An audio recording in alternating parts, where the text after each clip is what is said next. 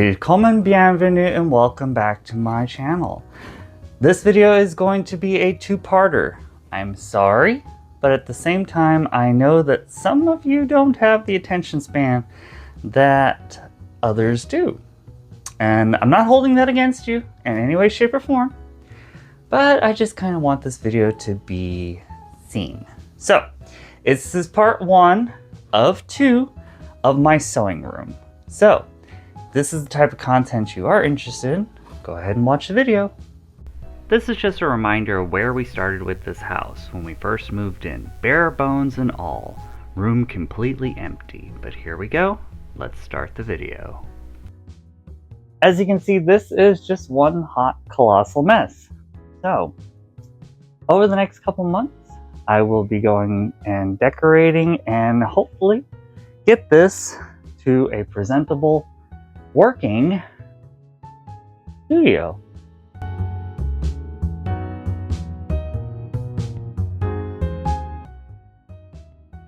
Well, I guess today is the day. I am hoping today works out because a little bit of overcast outside, so there may be some problems with lighting.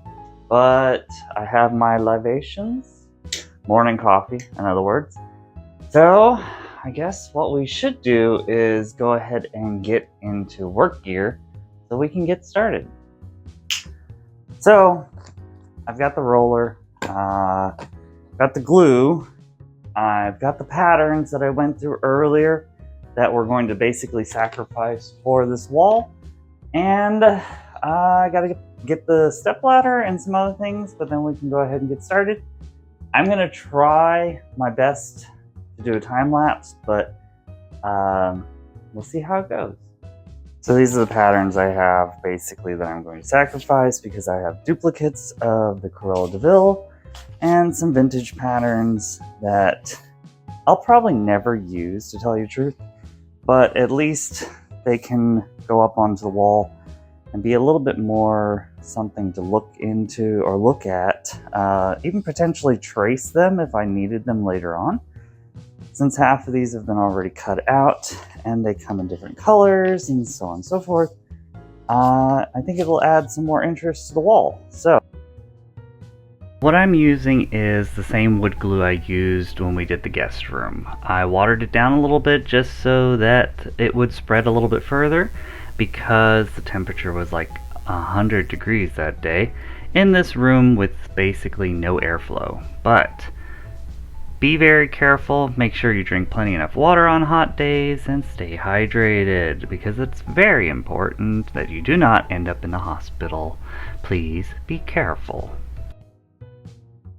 So I am learning a lot about tissue paper and how fragile it is. So I'm gonna have to do this a little off camera, and I'm gonna have to leave the edges to dry so I can cut them straight and then glue them down completely. It's kind of turning out the way I want it to, but at the same time, I need to find a couple more patterns because I did not expect those big patterns to... Yeah, I basically need to find like 2 more patterns to be able to put the piece patterns on top of it. So I'm gonna go through my stuff and take a little bit of a break, finish my coffee, and then probably do this off camera, and I'll be back with the reveal, I guess. So, I did learn something about working with tissue paper, essentially. 1, water down your glue, because it's basically needs to be like paper mache. It needs to be a little bit more fluid and less tactile. So, also, get yourself a spray bottle and just use water. I had a little bit of soap left in this because it was an empty bottle, but essentially spray your bottle or spray your wall just to get it a little bit wet so the glue doesn't dry out as fast as possible. Fortunately, it's like 90-something degrees here right now, so it is getting wet. Not wet, it is getting hot. So, putting on my glue. Get your pattern piece, and however you want to put it on the wall.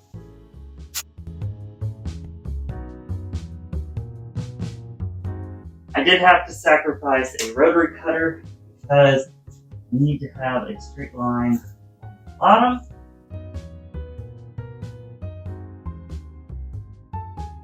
Don't throw this away because you will reuse it later on.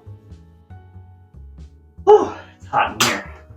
Hopefully y'all love me for this because, or at least give me a like downstairs. Not downstairs, give me a like down here so that I at least get some form of, love from you.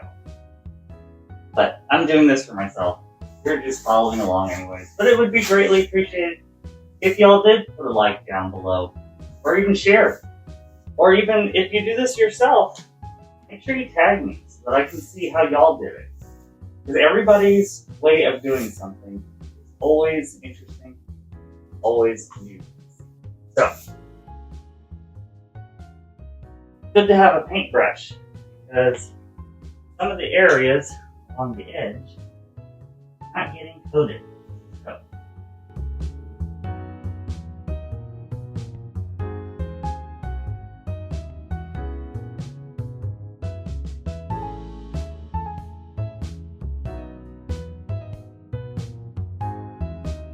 So, then go over the top of it with more glue that smooths out. Start in the center, work your way out, so that it flattens everything. It is going to be a little wrinkly. Obviously, it is tissue paper, so that's not your type of style.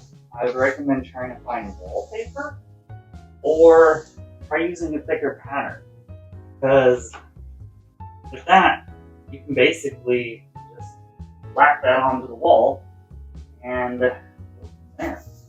I'm using a very, very thin paper, and these patterns are dirt cheap when you get them on sale.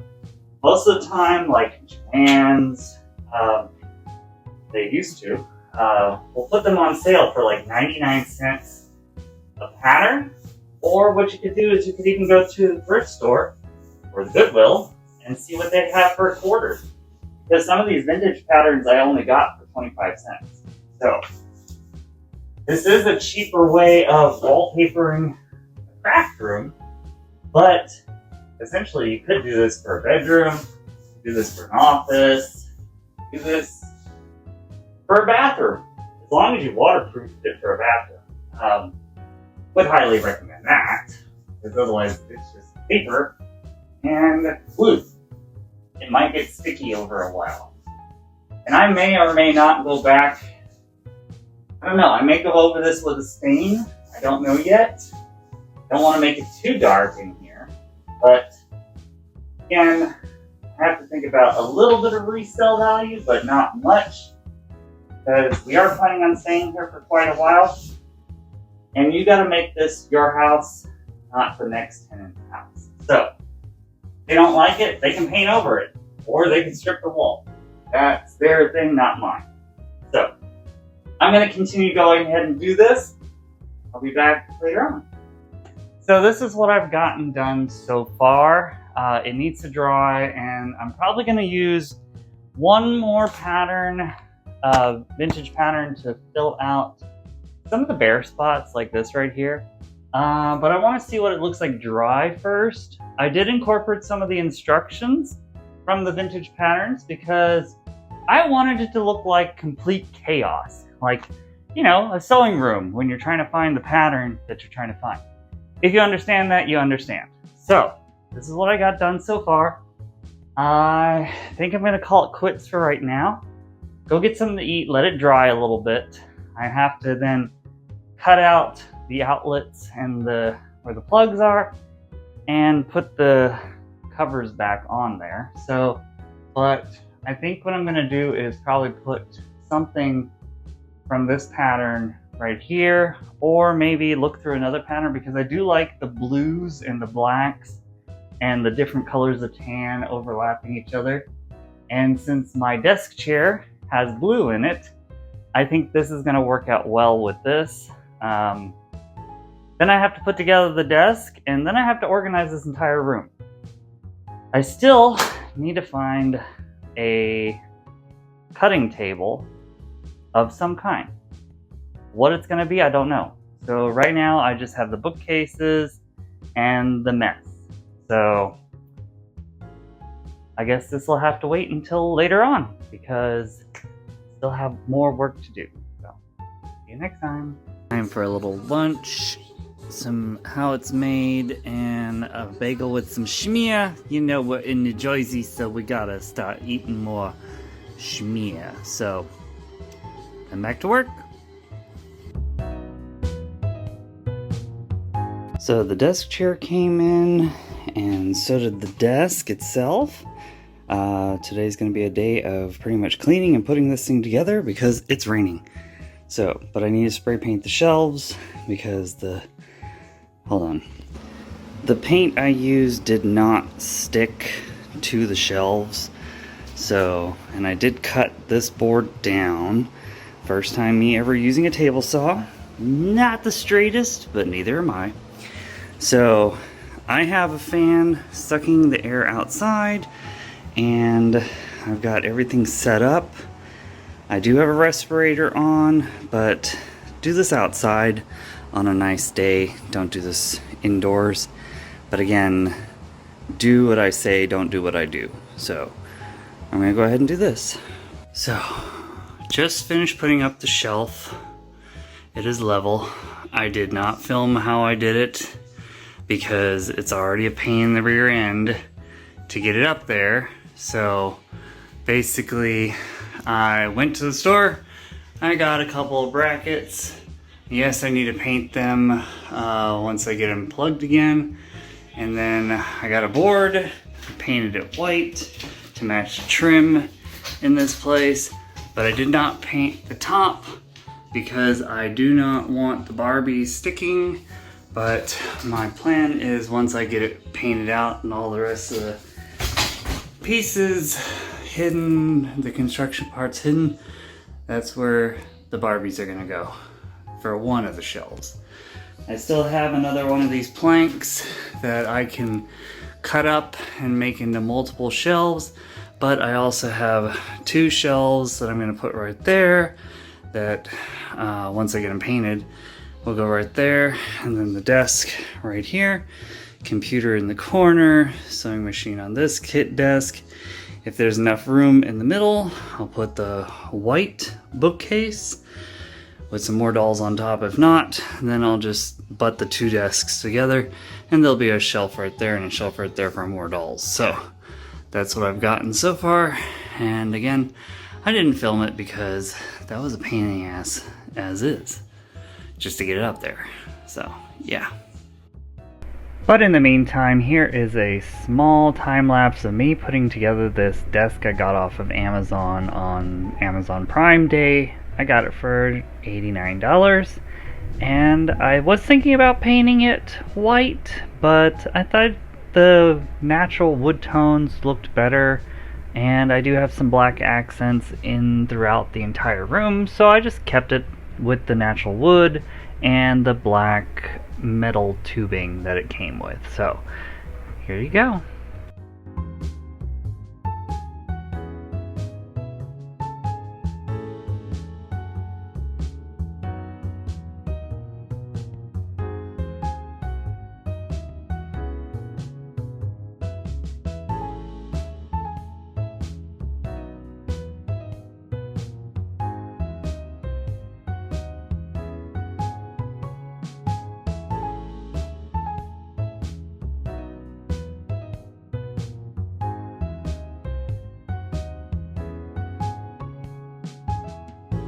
Okay, so it's together.